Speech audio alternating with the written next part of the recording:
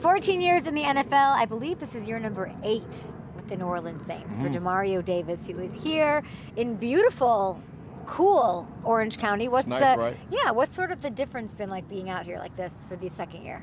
Man, it's been incredible. The fabulous hosts here in Newport Beach and Irvine, and it's awesome. It's incredible. It's a great change-up. I think this year is a little bit different because we've only been here for like a week or so. Like 10 days total is our time, and we got a chance to practice in New Orleans and kind of get used to that.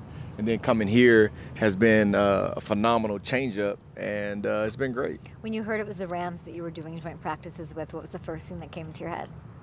I don't care. Just lay the ball down, and it's gonna go down. I'm just one of them dudes that, man, you drop the ball out there, I'm ready to go. So it don't matter who it is, we're gonna be ready. But it's gonna be good. They're a great group. I got a lot of respect for them. It's so true. I sat with you in New Orleans last year, and I was like, you can't get much better than this, and you're a vampire and all this. And then I'm looking at these numbers this morning on my drive from LA. You still somehow set a career high last year. Yeah. With tackles, 136. I don't understand. I don't understand. First, man, praise God. He's good. Very, very blessed to do this.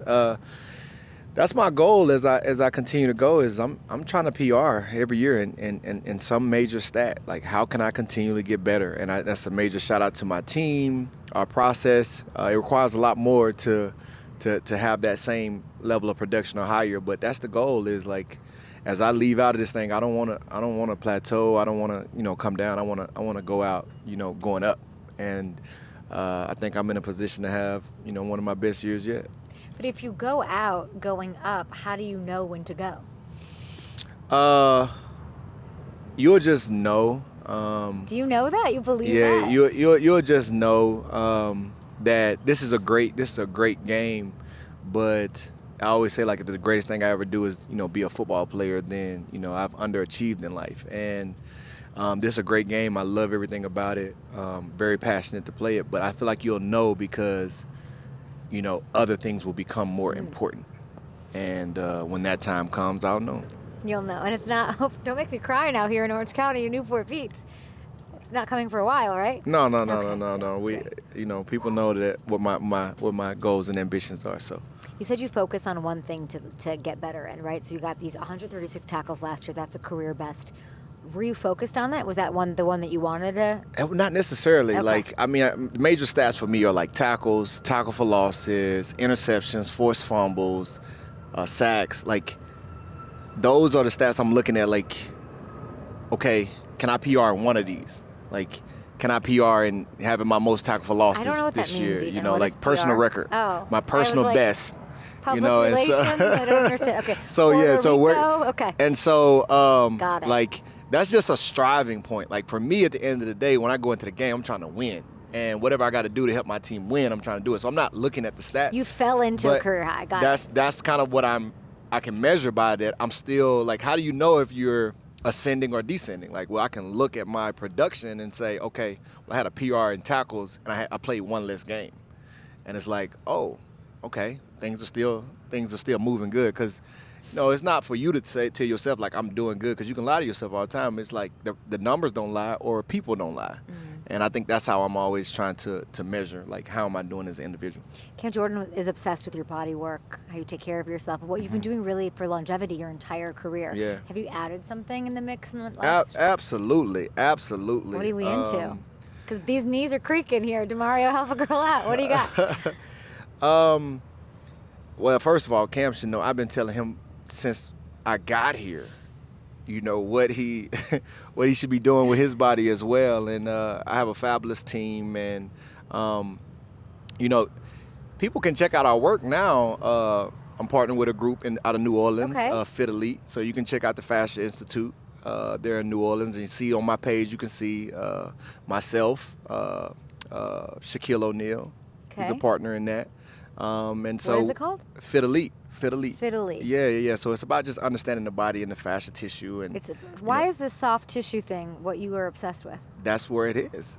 When you understand the makeup of the body, I'm going to do a little medicine detour real quick. When you understand the body, most of the time athletes are talking, or people thinking about it are talking about like either bones, joints, or muscles.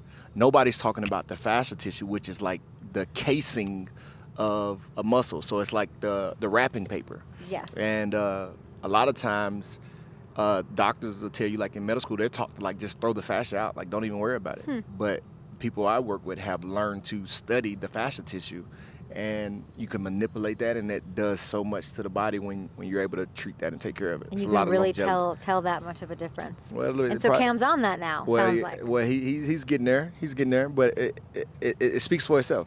So 150 tackles this year. Yeah, we're going up. Going up. I appreciate that. Speak that into existence. We're going up. Well, listen, you put up close to those numbers again this year, and you're in a rare air. You know that? I did not know that. You would be one of 16 players in all of NFL history to have over 1,000 career tackles, just 113 away from passing Charles Woodson on the all-time list. Oh, wow. Wow, that is rare air. Humbled.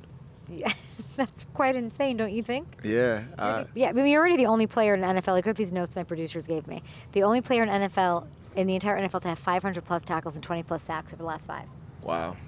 Wow. You don't care about stats? A little bit. They're little indicators, right? I mean, I think it is a measure of the work that you put in. Is like you can look at this body of work. I mean, you put a lot of hours into it. It's a lot of sacrifice. It's a lot of time away from my family. It's a lot of focus and a lot of, off seasons aren't regular for me. It's not like I just go on vacation. I'm still training. And so to be able to, have your body of work kind of speak for itself, especially in these later years where I feel like I'm able to do things that other people just aren't able to get to.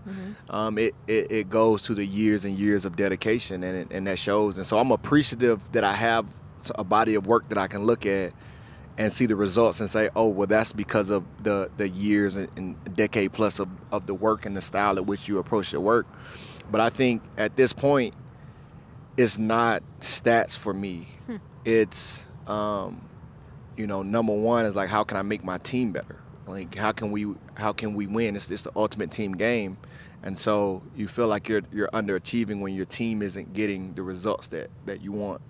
And so that's a big focus for me. And then number two is, or you could say one or two, I don't think either of these prioritized, but it's so much bigger than the game of football for me. It's like, how am I using this platform to impact people? Like, long after this game is gone, how am I impacting people with my life?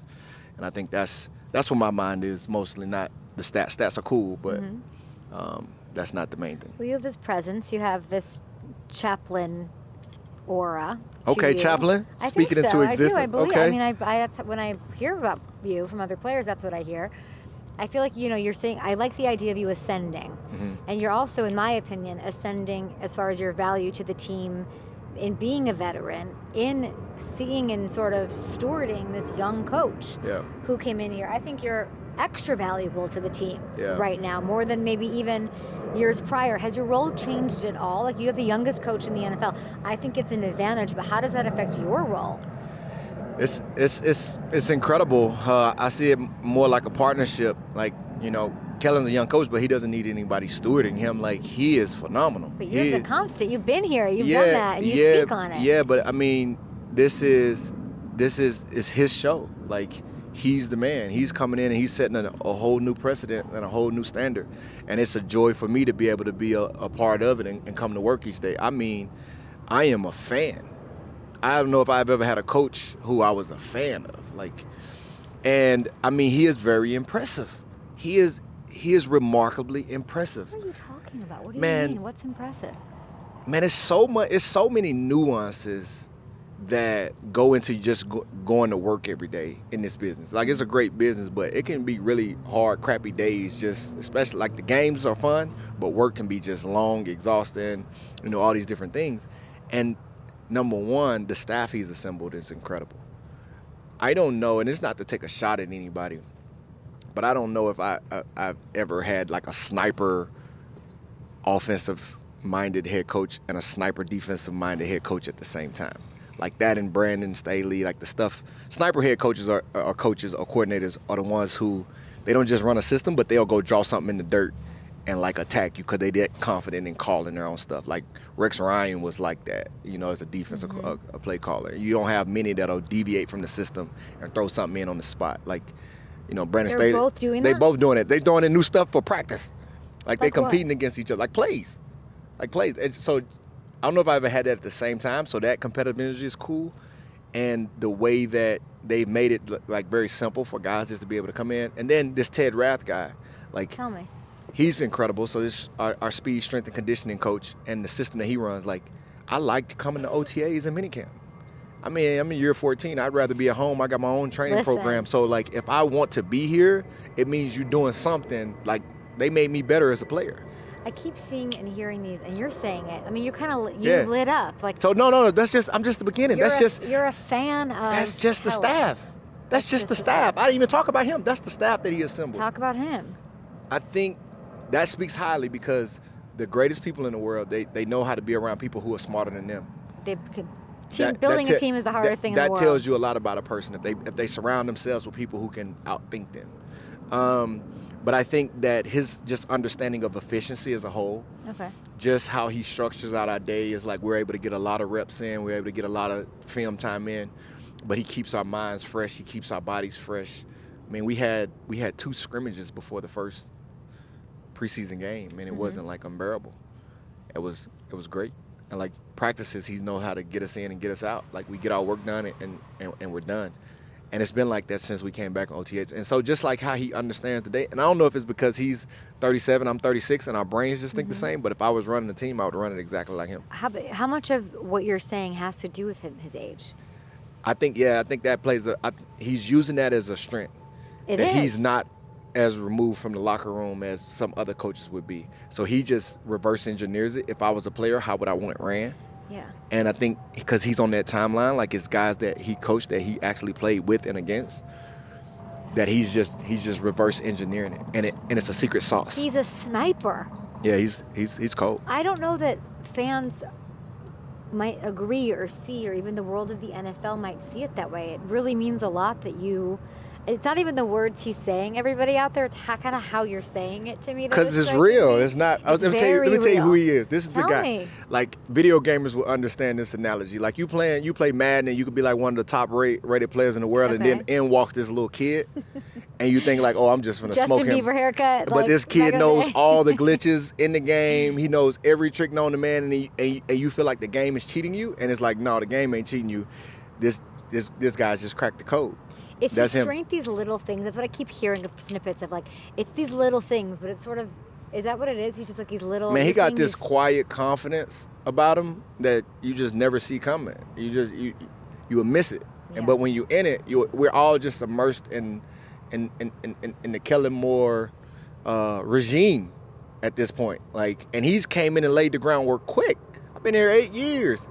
And this man is different. It's different. I just been raving about him and the coaching staff. And it's a joy to come to work every day. I said this the other day on Good Morning Football. I'm like, our record has been what it's been. And, we got work to do. But I guarantee you there's nobody having more fun coming to work than the New Orleans Saints and right then there's paintball and there's all these activities. Nobody's having more fun than us right now. Build. Nobody's having more fun. And winning is synonymous with fun. Don't get that twisted. But having a joy to be able to come to work every day is a big deal. It's a big deal. No, I was talking to Patrick Mahomes about this, the value of fun. Yeah. The key to success and like what he wants to attack this year wasn't about scheme. It was about fun. Yeah. It was about sort of incorporating that. You got to have it. Because that's what leads to the results. Yeah. When there's a real joy in going to work, it leads to the results. I'd be really joyous if you told me who the quarterback is. I can't do that. I don't know. It's not mine. Are you telling me? You don't have to tell me who it is. You don't know. You have to know. I don't know. How would I know that, Kay? Because how could it be that close? It's that close? There's no way. Everybody finds out the same information at the same time. Do you think? I just think you know. I think you know. How would I know? Because you're out there playing them. I play defense. I understand, so you take them on. I don't even know who's going to be the starting 11 on the defense. You don't think one of them has the edge over the other? You have to tell me who. Do I think that one of them has the competitive edge? I think they're both competing at a very high level. It's intense. It's an intense battle. Right. They both showing up with the ultimate amount of professionalism. They're both making great decisions and great throws. And we know quarterback is the hardest position in the NFL, and it's kind of like this sacred place. Like only one of them can run the show, and so I think they're both giving it everything they have, and I'm kind of glad that it's not my decision to make. That's seems to be a common sentiment here at Saints camp. What do you think, knowing what you know about Kellen? And he's a quarterback guy. He's been around all the greats. He's been around the Herberts and the Jalen Hurts and obviously Matthew Stafford even. What do you think it comes down to? Because it's like experience, right? And then it's flash, and then it's being able to run his system, which they both seem to be able to do. Is there a quality that you can just tell me that it comes down to for the quarterback of this team? I think it's just going to be somebody that trusts him and does what he's asking. At the end of the day, I think it's just going to be somebody that can do what he's asking. They don't have to do anything great. Just do what I'm asking you to do. Are you playing in the preseason? If they dial me up, there's no way. If they dial me up, I'm ready to go. I was ready to go. I didn't look it up. I was ready to go last week. No, you weren't. Look, I was too hyped. Did you see my pregame? I looked at the pregame speech after game. I was like, bro, why were you giving that pregame like you were about to go play? I didn't get to see that. Yeah, really? Yeah, I was ready. I was ready. I walked up to Kellen. I was sweating. I was like, man, look, if you want to change your mind and let us play, I'm ready to go. When it comes to Shuck, because he's just the new addition, he's older. It's kind of fascinating. Mm-hmm. He doesn't have maybe the NFL experience that Rattler does with the starts from last year. What's something that you've noticed about him that's impressed you? I think he's came in and picked up the system very well. You don't notice a rookie when he's going out and playing. I think he can make all the throws, and he's very athletic. He does a lot of good things when he's outside the pocket of, I think that's what a lot of quarterbacks in today's game have to be able to do. Like, everybody has to be able to run like the first play, but what's the second play once the play breaks down? If you think about like the top quarterbacks in our game, they're very good in the second play. So that's what he's bringing to the table. I think that he has that element. I've seen that. Okay, love that. Should we talk about your contract, or? You could talk about whatever you want to talk about. Everything you said. We're going up. All the things. Absolutely. You've got PR. Have the talk started between your side and Mickey's side? As far as what? You're in a contract year. I don't know how the year. As of right now, at the end of the year, we'll let it speak for itself. So we're letting. Where am I at right now? Where am I at right now? I think people may know better than I do. Where am I at right now? Well, you're saying it being a contract year. What do you mean? What do you think? I mean, are these talks happening right now as far as you staying here in New Orleans and renewing? Or are we waiting for the end of the season and then you want to focus on this year? Yeah, I'm just focused on right now. I'm not interested in anything other than being the best player that I can be this year. And I take care of that, and the rest will take care of itself. That's perfectly said, and I know it's coming, or I'm going to go find Mickey. All right, Demario, thank you. Anybody else you want to put on the map, or anything else you want to talk about? I would be remiss if we don't talk about TYRAN. Oh, yeah, my guy. Man, I'm just grateful that I had the time that I had with him as a player. Man, he blessed me as a teammate, as a friend, and as a brother in the locker room. Being able to play with somebody that legendary. I mean, you go back. I was watching some of his old college highlights. When? Like 5 or 6 days ago. Why? Like, I don't know. You just no, think I like. Don't. I kind of do. I don't even know. It was How like did you land on that? It was like 20. Watch this. It was like 24-minute highlight tape. I didn't watch the whole thing, but I was watching him when he was a freshman, and I didn't even realize that he played cornerback when he started. Oh yeah. Like, he came in the game, I think, for like subbing in for like Patrick Peterson, and like just an absolute dog from the start. I feel like his college career gets overlooked for, obviously he's a Super Bowl champ. Yeah. But I really think like we forget that he's one of the greatest college careers of all time. Yeah, unreal. And then the wicked journey of even coming to the draft, and like just an incredible story. Like he'll definitely be a 30 for 30 one day. You think so? Absolutely. It needs. What should he do now? He says he wants to spend time with family and then coach. What would you? Man, if you were the Indeed.com. I would not be. I don't know. I can't speak for my guy, but I would not be shocked if he's coaching very soon. Okay. Set the scene for me. Coaching. Like he'll probably be like NFL or college. Probably college. Wow. Secondary coach, maybe one day like coordinator, like. But I'm telling you, whoever is playing for him, like, they gonna have to be on it. Like, he ain't playing around with them. He is not playing around. So, hey, if you think you're going to get coached by the Honey Badger and you think it's going to be sweet, you might want to pick another school, bro. I have a feeling he's going to do a little TV first and then maybe settle. Oh, look, you might know. You know more than I do. Inkling. That's just my inkling. Yeah. I appreciate you, Kay. Always, Thank you. always Can't wonderful. wait for your extension news when it comes across my desk. I'll be. Hey, I of course, appreciate you rooting speaking for you. that into existence. I appreciate you and everything you stand for, and of course, being faith first as you are, which Right. I love seeing. Thank you. And always. Thank and you. I know, Thank you. It's going to lead you to great things this I year. appreciate you. Thank you. Blessings.